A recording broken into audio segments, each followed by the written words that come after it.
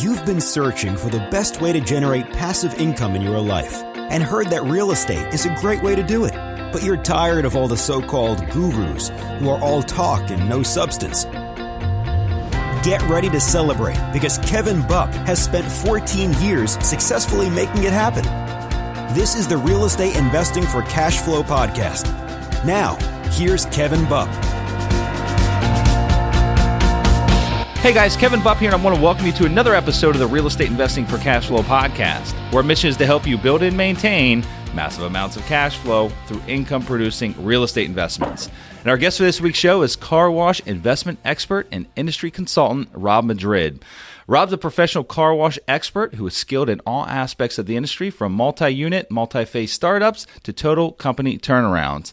In addition, Rob is the owner of Gleam Car Wash, a highly successful car wash located in Denver, Colorado, and is the president of Wash Guru, a car wash consulting firm that offers an array of services to the industry, from initial property planning and design, equipment and chemical selection, to establishing an e-strategy to help promote your car wash on the internet. So to simply put it, Rob has been involved in just about every aspect of the car wash industry and is one of the leading experts in this space. Now, if you guys remember, I had a car wash expert on the show not long ago, just a few weeks ago. And so I was intrigued by this niche so much that I wanted to bring another expert on the show so that we can see another person's perspective on this unique cash flow niche of real estate. But before we get on to the show with Rob, I want to go through a couple of updates with you guys. First off, you guys know about me. If you don't, if this is the first time that you're tuning in, my niche, Rob's niche, is car washes, and our niche is mobile home parks. And I'm telling you this because we are seeking more mobile home parks to purchase. Okay, we're always in acquisition mode, and so if you're out there hunting, whether you're buying shopping centers or car washes or self-storage facilities or single-family homes, whatever niche you're in, if you're out there hunting, pounding the pavement, and you run across a mobile home park, and it's something that you feel could be an opportunity that we might have an interest in, I'd love for you to reach out to me. We pay huge finder's fees on good opportunities that are brought our way, and we're even open to partnerships, okay?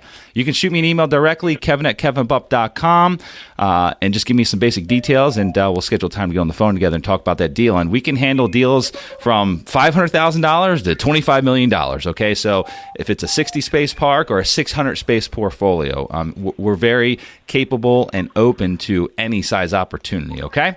Next up, if you guys are an avid listener to the show, then you've heard me mention many times about our investment arm of our company, which is Sunrise Capital Investors. That is the group that we own and operate mobile home parks through. And Sunrise owns and operates mobile home parks throughout the eastern half of the U.S., and we partner with accredited investors like yourself who are seeking passive investments that yield strong returns. And I mention this because we just recently closed out our very first successful Reg D 506C offering, and we've had to reluctantly turn away a number of you that have reached out showing interest in that first fund. Well, I mention this because we are launching our second fund here in the coming months, okay? And so those that couldn't get in on the first fund, there's going to be another opportunity to work with us here in the very near future. So what I'd like you to do is go over to sunrisecapitalinvestors.com and create yourself a free account inside our investment portal, okay? This will basically place you on the first-to-know basis of when our Mobile Home Park Fund number 2 rolls out. Okay, we're expecting that's going to subscribe very quickly, and that it will fill up very quickly. And so get on that list. You'll be first to know when we launch it, and we'll look forward to hopefully working together. Lastly, guys, if you happen to be in the Tampa Bay area, which is where I'm based out of, I'm over in Clearwater, over near the beaches, about 25 minutes away from Tampa International Airport. I love to meet others that share the same passion for real estate that I do. And so if you find yourself in this area and you've got some extra time, let's hook up, okay? Coffee, beer, lunch, whatever you might have time for. Shoot me an email ahead of time before you come into town. Let's see if we can coordinate our schedules. Again, my personal email is kevin@kevinbupp.com. Now, guys, without further ado, I'd like to welcome our guest for today's show, Rob Madrid. Rob, how you doing this morning? Very well, thank you. How are you? I'm doing fantastic. I want to thank you for joining us here today, and I'm looking forward to chatting with you about this niche. As I'd mentioned there in the introduction, I had a car wash owner and operator on our show just a few weeks back, and that was the very first time we actually had someone in this niche on our show, and so it was exciting. But I still have a lot more questions. I got a lot of my questions answered on that last segment, but honestly, everyone, even though it's the same niche, everyone runs things a little differently. Everyone takes a different approach to it. In addition to that, it's such a new niche to me that I've just got a lot more questions. I could probably ask questions for 3 hours and still not have all the answers. So what I love to do, Rob, is I'd love to dig deep and kind of peel back the curtain a little bit about your business. But before we do that, before we dive deep, maybe take a few minutes and just tell our listeners a little bit more about yourself and give a little bit of a cleaner picture of your background, how you got into this business. Sure. Out of college, I was in restaurant operations for a long time, managing high-volume steakhouses in all over Texas, and I got recruited out of the restaurant business into the car wash business from a restaurant recruiter. Gentleman that was opening a few car washes wanted a restaurant manager because of the diverse background restaurant managers generally have, P&L knowledge, labor management, customer service. And when she called me, I said, I'm not going to work at a car wash. What are you, crazy? And I ended up meeting with a guy and liked him and got into the car wash business. That's kind of a sink or swim kind of deal because our industry isn't exactly that business savvy in general. So I just kind of used the principles that I've learned in restaurants and adapted those to the car wash business, and was in operations for several years before I started consulting. I started my consulting business about 11 years ago. And I've been consulting ever since, and I really enjoy teaching people what I've learned from other great operators. Okay, fantastic. So that was 11 years ago. What opportunity did you see that made you jump out and start your own consulting business? I mean, did you see that there was just a lot of struggles, other operators were struggling, and you kind of figured out the secret sauce? Is that what it was, and there weren't really any other people out there teaching it? You know, in general, our industry is pretty behind the times, and it's very mom and pop. So there's not a lot of excellent training offered out there. So I saw that I was a much smaller fish in a much bigger pond in the restaurant business as I would be in the car wash business. And there's not a lot of opportunity for really great managers in this industry. So I kind of saw that and decided that hey, there's a niche here to get into the training aspect of it and teach people what I've learned.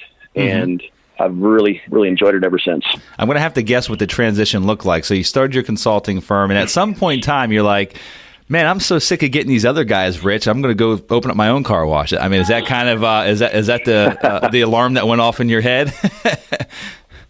Yeah, you know, when I learned how, you know, the formula, there really is a formula for a car wash. I know just as much about restaurants as I do car washes, and I would be scared to death opening a restaurant. Mm-hmm. There is a formula for the car wash business. It exists, and it's tried and true. Not necessarily in the car wash, in the restaurant business. So yeah, I saw you know, a buddy of mine says, he quotes, this is, I kind of quote him all the time saying this. He said, I have a lot of millionaire friends, and they all have one thing in common. They all own car washes. So it's not hard. It's not hard to make money in this business if you do everything right. And there is a formula for it. So yes, I decided to start my own and, you know, actually have an actual retirement fund instead of spending all my consulting money on travel and food and wine. And, you know, and I don't want to invest traditionally. So yeah, there's one car wash down. We got about 4 more to go before I retire. Okay. Well, fantastic. Well, let's talk about that a little bit because, you know, I can tell you that for me, I take notice of things. So I'm pretty observant when I'm driving around, and I'm in a medium-sized metro. And so lots of changes happening around here, lots of growth happening. And I personally have noticed somewhat of a evolution over the years of what car washes, you know, the typical car wash would look like when I was a child, you know, 25, 30 years ago to what they look like today. You know, back when the normal car wash either was one of the ones that you just drive through fully automatic, or it's one of the ones with the wands, right? You pull into the little bay and you got a wand sprayer with the big soapy brush, and you know, you do your best in the 4 minutes you're given, and then you roll on out. That's not so much. I know those still exist today, but the car wash industry is taking a lot of turns in the positive direction. So tell us a little bit about the different types of car washes that exist, but really more so, what's the most popular today? So there are a few different types. The self-serve that you mentioned, which is put your coins in and do it yourself. Then there's an in-bay automatic, which you often see at gas stations or in conjunction with the self-serve, which is, we also call them rollovers because you roll over a treadle and the machine goes around you as your car's parked. Then there's the express exterior concept, which is low base price, exterior only with free vacuums and automatic pay stations. Then there's the full service model, which is you get everything done for you. You pull up, get out of your car, go into the lobby. They vacuum your car. They drive it into the tunnel. Tunnel cleans it. They drive it out of the tunnel, and they finish it out there and call you to your car. Then there's a hybrid between the full service and express exterior model called the Flex Serve. So it's basically a hybrid between the two, and it just makes it things a little more efficient. It offers a low exterior wash as well up to a full interior detailing. The customer is in control of their own car in and out of the tunnel, which they make things much more efficient. So we're seeing, in the past several years, we've seen, about in the early 2000s, we saw a huge influx of express exteriors. Lately, we've been seeing a lot more flex serves come back on the market. And it all depends on what people want. If you want to be in the personnel management business, you build a flex serve. They make a little bit more money. If you don't want that, you build an express exterior because there's very few employees to manage. Mm-hmm. So what we're seeing as far as changes in the industry, the big one recently is the conglomeration that these big companies coming in and buying up lots and lots of units. My partner saw that several years ago, and he basically projected that in 20 years it's going to be all conglomerates that own all the car washes. So big private equity firms coming in, scooping everyone up. Correct. Yeah. Which is great for our industry. Now, another thing we're seeing is a lot more savvy investors coming into young savvy investors coming into the industry. It's no longer the acquired full serve from grandpa. It's now these young mid-30s, early 40s partners coming in, partnering up because they don't have a ton of capital and getting their first wash started and building several more. Mm-hmm. I have a client that we built their first wash for them in 2012, and they're about to open their fifth unit. Wow. So, and these guys, young, savvy guys from different industries. Mm-hmm. Another one of our clients, just about 2 years ago, opened their second location. A little difficult for them to find real estate in their market, but they are extremely successful. Everybody knows who they are in the entire industry. And there are some young guys, three young partners, like we're seeing a lot more coming into the industry nowadays. Yeah. I mean, at the end of the day, this is more of a business than it is real estate. Although it just happens to have a real estate component. Would you agree with that? I think of it as like everyone talks about McDonald's. Like McDonald's is fast food, but they have the most valuable real estate underneath it. But it's not really it's not necessarily. It's I guess a little bit of both. It's a real estate business, but not so much. It's got real estate attached to it. It's just like a necessary component. But at the end of the day, it is a fast food restaurant. It's a business. Kind of the same thing with a car wash. Would you agree? Yeah, it all depends how you look at it. It's definitely a cash flowing business, and it will continue to cash flow for years and years and years. But real estate is obviously very important when selecting a site, and then real estate attached to it increases the valuation of the business. For instance, some of these big guys are giving the private equity 5 times multiple on a leased property. They're giving 10 times multiple, 8 to 10 times multiple on a property that the real estate is owned. Hey guys, Kevin Bupp here, and I'm sorry for interrupting the show, but I have something super important I wanted to share with you. I've been invited back for a second consecutive year as a presenter and panel moderator at the Best Ever Conference in Denver, hosted by Joe Fairless.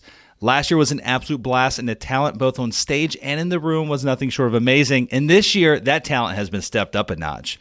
Being that you're a listener to my show, I'd like to extend an invite for you to come and join me this year. The event is February 9th and 10th in downtown Denver, and seats are very limited. Use offer code KEVIN, my name, KEVIN, to receive 10% discount off the price of admission. The early bird registration is limited, and I guarantee that this event will sell out, so grab your tickets while you can. To learn more and to register, go to besteverconference.com. Now, I'm positive that once you take a look at the speaker lineup that your mind will be made up and you'll be attending. And just to sweeten that pot a little bit, I'm going to be hosting a free real estate and mobile home park investing mastermind on Friday evening, free of charge for all who want to join. I did the same thing last year, and it was a huge hit, and I'd welcome the opportunity to meet with you and spend some time together to help you reach your real estate goals. If you want to partake taking this mastermind session, you'll need to send me an email to kevin@kevinbupp.com and include proof of registration as well as your contact information. That way I will put you on the mastermind list. Again, go to besteverconference.com, use offer code Kevin to receive a 10% discount off the price of admission, and I'll look forward to meeting you in February. Now back to the show. My car wash is modular, and any car wash that we build are going to be modular. So the real estate is important, but we can always pick it up and move it somewhere else if we ever needed to. So we're also not afraid to lease. Yeah. Very interesting. I mean, how modular is it really? I mean, is it truly somewhat of an easy move? I mean, if that had to happen. Yeah. So if you can picture the construction, instead of a slab, it's stem walls. Okay. So there are these walls, and there's these metal embeds that are in the concrete in the stem walls, and these things come in just a big box, and the crane picks it up off a truck and puts it down, and you weld the metal building into the embeds in the stem walls. So all it would take to move it is to break those welds, pick it up, put it on a truck, and move it. It's that simple. Wow, very interesting. And so your car wash, the one that you own today, is that an express style car wash? Express exterior? Is that what it's called? It's a flex serve. Okay, so it's a flex. So you do have full service as well. Correct. We have a $6 base price all the way up to $400 restorative detail. Now we did a flex serve here because the real estate was so expensive. So our debt service is pretty high. So we had to have high volume as well as a high ticket average. Okay. I want to talk about your business model a little bit, because the last guest I had in the show, he did the express exterior. That was his niche. Honestly, me personally, there's one right down from my office, one of the express exteriors, and I'm not a huge fan of it because honestly, the time I want to get my car washed is during the middle of the workday. I run out for lunch, and I don't want to get summertime here in Florida. It's hot, right? I don't want to get sweaty out there vacuuming my car. So I would prefer to actually have a full service car wash, which there is one. It's up near my house. It's not near my office, and so logistically, it doesn't happen that often. But if that full service one was down the street from my office, I'd probably use it once or twice a week. I would be going there quite often. So I like the full service option. I think it gets your car a lot cleaner than the express option when you actually have someone at the end that's going to wipe the wheels off and such.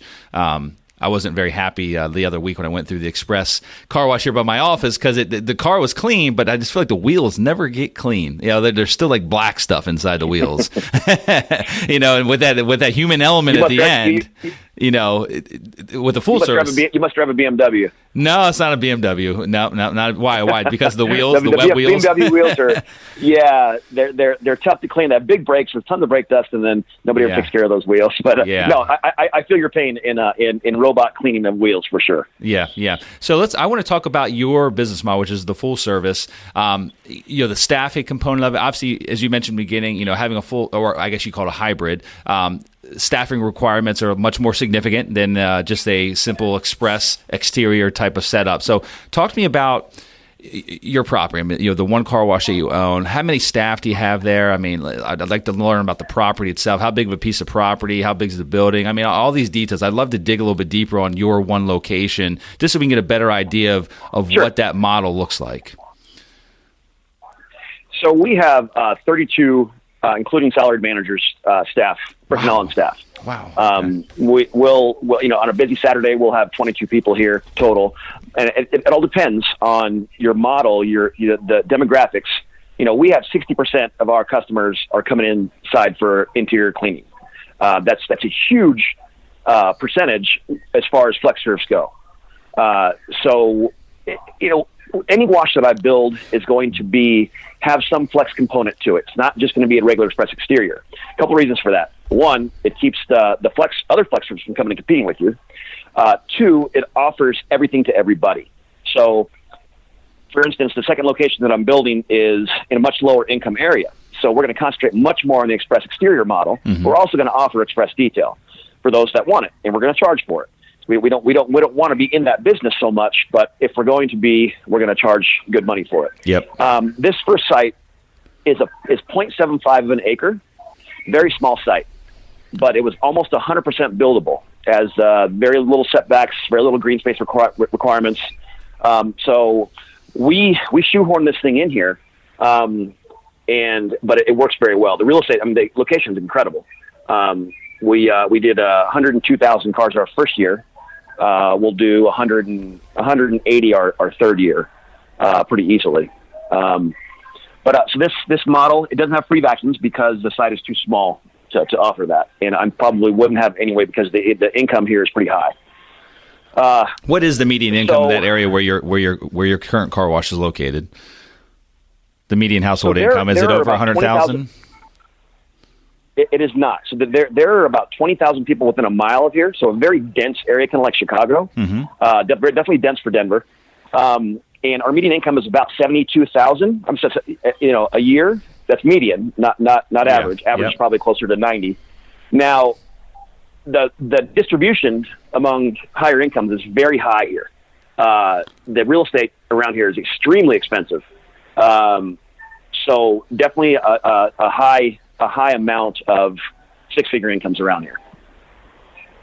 Got it. Okay. The real estate itself, so that 3/4 of an acre property, do you mind sharing what you paid for it? We paid $2.3 million for it. Wow. And that is expensive real estate. It's worth about $1 million more. It's worth about $1 million more. We purchased it about almost 3 years ago. So 3 years later, it's worth over $3 million. Is it a out parcel of a busy shopping center or sitting in front of like a Walmart or something? It is not. It is an infill, right in a residential area. I mean, we're surrounded by houses. We abut right behind us. 8 feet behind us are houses, residential. So you can imagine the difficulty it was from the difficult time the neighbors gave us building. But it was zone use by right, so there's nothing they could have done about it. Got it. Can you share some numbers with us? You don't have to give me exact numbers, but just ballpark figures of what one would expect. So, like, I know you've got a prime location, you've got this hybrid model there, but you don't have the vacuums. You don't have the vacuums, which a lot of the express components would have. But give me an idea of gross revenue numbers, and then what those gross profit margins might look like. And I know every area is different, so this can't be like a broad blanket application for those that are listening. Like, you can't just assume that you're going to make this much money in any location in the U.S., right? So I understand that, but can you just give us a general idea of what that looks like for your business? Yeah. So with the membership-based program that so many car washes have now, it's difficult to speak in accounting about a gross number. Yeah. For instance, a gross number for this car wash might be $3 million in year one, mm-hmm. and net would be only 1.9. Mm-hmm. So it's not accurate to speak in gross. It's more accurate to speak in net. So let's for instance, a typical express exterior. So the one that I'm building a few miles away this year, we're going to put probably just over $4 million into it. The whole 9 yards. Real estate and build out. Okay. Correct. Now this is an express exterior, so we're going to end up putting down in cash flow. So net profit will be about $500,000 in year 3. And that's assuming after debt service as well, or no? Is that just like a net operating income prior to debt service? That is the bottom line. That's cash flow. Okay. So that'll about $500,000 that site will do. A flex serve like this, not this one, because this one was insanely expensive. So typically you build a flex serve similar to this with a similar ticket average, similar volume, and you spend about $5 million on it. You can expect to put down over $750,000 in cash flow every year. Now, I have clients that put down $1.5 million at their flex serves. Mm-hmm. So that ballpark, I wouldn't build one that wasn't doing at least that much with the headache of personnel management. Got it. Talk to me about the headache of the personnel management as far as the hybrid or the full service model that we're discussing is like that you currently own today. I mean, is it truly a scalable business with just you as an individual, you being the owner operator? Do you actually have to have, at some point after the first location, opening up the second one, are you going to have someone that's a layer below you, like call it a district, call it whatever you want, director of operations? Is there going to be another layer below you that helps oversee both these sites and all the personnel involved? Yeah, not until site 3. Okay. Once we build site 3, then we'll bring on a multi-unit manager and a facilities manager. But until then, it just doesn't make sense for for me to fish all day and not manage the properties. Yeah, so, no, I understand. After site 3, we'll bring on some extra multi-unit help. So this is by no means a passive investment for somebody. I mean, I guess it could be if you have a certain scale and you've got that infrastructure in place with the facilities managers and such. It absolutely can be. I wouldn't recommend it being a passive investment for a flex serve. Mm-hmm. There's too many things that can go wrong with personnel management. For an express exterior, you can satellite manage express exteriors. In my experience, the more successful operations are the ones that are owner operated. Owners care a whole lot more than employees do. But all management companies, we manage properties for other folks. So bringing on if it's a fully passive investment, definitely hire a management company to make sure that things are going well. Okay. What kind of financing is available for a new development project? I mean, building one of these from the ground up. It's capital intensive. You're talking $4 million to $5 million for the sites that we were just discussing there. I mean, that's pretty capital intensive, especially for like the first time investor to consider this to be like the first investment they're going to get into. I mean, I'm thinking in my mind, probably you need $1 million to $1.5 million of actually liquid cash to get any kind of bank to even take you seriously. I mean, is that an accurate statement? Yeah, a very good business plan. Somebody who has experience on your team definitely will help a ton. Sure. We're seeing a lot of partnerships coming in. Three investors coming in and putting their money together, because it's difficult to come up with $800,000 on your own. And so typically we see SBA, 80% loan to value, and that's what we typically see for new investors. Okay. Once you have a first successful location, your second location, often you can qualify for just 15% down. Wow. Next location, 10% down, and so forth. Really? Wow. And what do the terms look like on those SBA loans today? I mean, what kind of amortization term, rates, and such could one expect?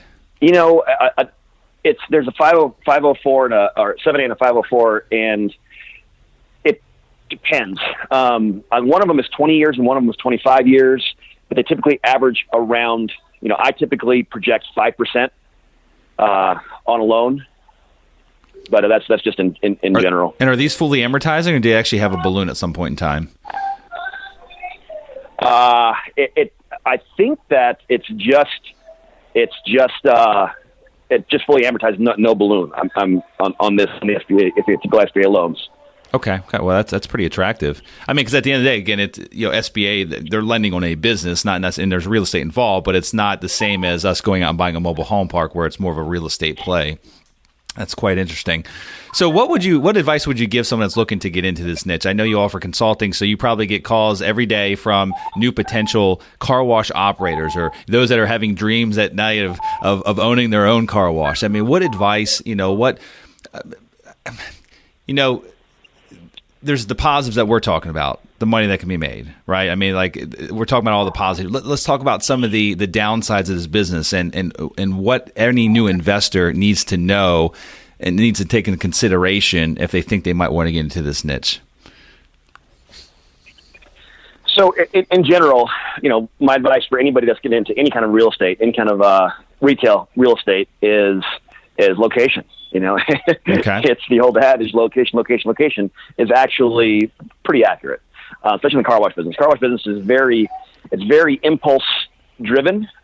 So location and visibility is extremely important in our industry, more so than other industries, which it's hard to be a destination car wash. Mm-hmm. So my advice for a new investor in general would be to not just do a ton of due diligence, but definitely do a ton of due diligence on your own. But for the 1.5%, 2% of the overall project cost, hire somebody who knows what they're doing for the first location. I would never get into mobile home parks without hiring a consultant. Sure. I have no idea what I'm doing in mobile home parks. So hire consultants, no matter what industry you're getting into, that can give you some advice, proper advice. So is unbiased that what might mind you? I think you just mentioned, but I missed it. As far as hiring, if I said, "Hey, Rob, I like this niche. I've got some money I want to place. I'm interested." Because honestly, I interview a lot of guys that are in very unique niches that it piques my interest. And so if I came and you said, "Rob, I think I'd like to look at opening up a car wash, at least one, to see if it's something that would work for me long term. I want to hire you as a consultant. I mean, is that something to where, is it like an A to Z type service that you offer? I mean, you'll handle everything from site selection, feasibility studies, helping line up the financing. I mean, or is it just individual components that you help with along the way? So we typically start, we call it A to Z, but we typically start at site acquisition. Okay. So we'll go and do a feasibility study for a site that you've already selected. Now, we have selected sites for clients before, but it's very difficult. We charge a lot of money to do that. It's difficult to get out and beat the streets and be your own dirt dog and find the location and make sure it's zoned. And if it's not zoned, then going through the rezoning or special use process is often difficult. So we charge a ton of money to do that. So we typically say, hey, listen, here's some criteria to look for. Go find the real estate. We'll do a study on it, and if we like it, we'll say, let's go forward. And then from that point on, we'll consult all the way up to grand opening. Got it. Okay. Fair enough. I'm assuming looking for the real estate, man, that's the most important part. So how would one, you say that you kind of give people some guidance, here's some marching orders, go find a piece of real estate and then come back to me. Are they somewhat simple marching orders? I mean, as far as like traffic counts, ingress, egress, median incomes? I'll give somebody. Yeah, I'll give somebody about 6 or 7 criteria to go look for. Okay. Visibility is huge on a main road. Traffic count is important, but not as important as population density and daytime traffic. So I give them a few criteria to look for once they find it. And income is not as important. We can, I'll build express exteriors and low income all day, every day. Really? Okay. Got it. You've been doing this quite some time now, 11 years, right? 11 years since you started your consulting firm, at least. How long have you actually been in the car wash industry altogether? 15 years. 15 years. Okay.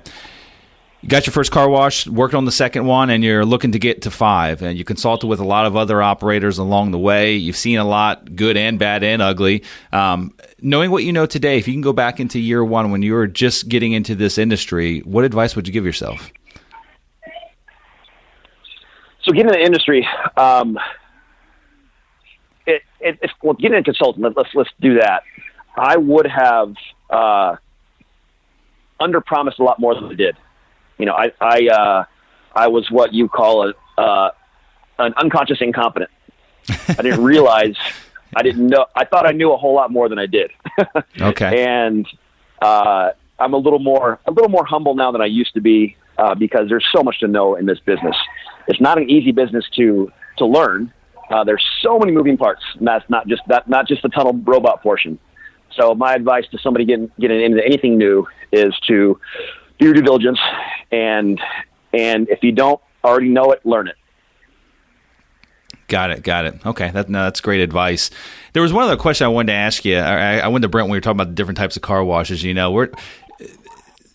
I'm assuming most of your transactions nowadays are credit card based, right? Because I think a lot of people also have that stereotypical image in their mind of a car wash operator going to the car wash once a day and literally emptying out like a vault full of like coins, which is probably really common with like those self-serve bays back in the day. But I'm assuming nowadays most of your transactions are credit card based, right? Probably very minimal cash transactions. Yeah, it's going to vary with income. For instance, our 70-something thousand median income here, we have 94% credit cards, which is a pretty high amount. Yeah. We also discourage trying to taking cash. Sure. So we're building this next location in a 48,000 median income, so we'll probably see a lot more cash. Got it. Okay, sounds good. Well, Rob, now we're going to enter into what I like to call the Golden Nugget segment of the show, and this is where we're going to kind of wrap things up for the day. And you've shared a lot of Golden Nuggets with us along the way here today for the 30 minutes so we've been talking. But if you just had one last final Golden Nugget advice or wisdom that you'd like to leave with our listeners today that may inspire and motivate them as they progress in their real estate investing career, what would that one last Golden Nugget be? Well, I think that it's an awesome industry. It's not hard to make money if you do it right from the beginning. Mm-hmm. So I know it's pretty vague in general, but do it right from the beginning. don't be penny wise and pound foolish when you get into a new industry that you have no idea what you're doing. So consult professionals, take advice. Don't think that you know more than you do about this very complicated industry. Got it. Now, that's great advice. And I'm assuming a good start for somebody that's listening in that just wants to learn a little bit more, stick their toe in the water. Would you suggest them heading to your website, washguru.com? Is there a lot of good information on this niche and getting started in this niche on that website?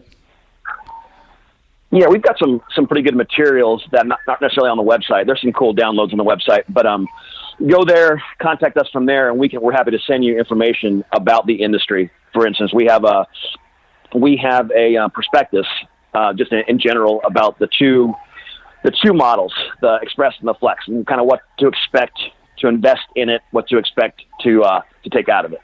Got it. That's a pretty cool thing we put together for this last car wash show in Vegas. That is pretty eye-opening. Okay, fantastic. So, guys, again, washguru.com is Rob's website. You can learn more about him and his company and services that they provide. Rob, this has been a lot of fun. I really appreciate you taking time out of your busy day. I know that you're probably literally heading to your car wash right now as we're having this interview, and you've got a lot to do. So I appreciate you taking time out of your busy day, and I wish you all the best with this first location, your one that you're building, your second location, and getting to that number 5 location, which I'm hoping, or maybe you tell me, at that point in time, at number 5, does that mean that you literally sell off the package to a private equity firm and then you go sit on the beach or go fishing all day long? Is that what the plan is? You know, in today's car wash climate, that is definitely on the table. Yeah, good deal.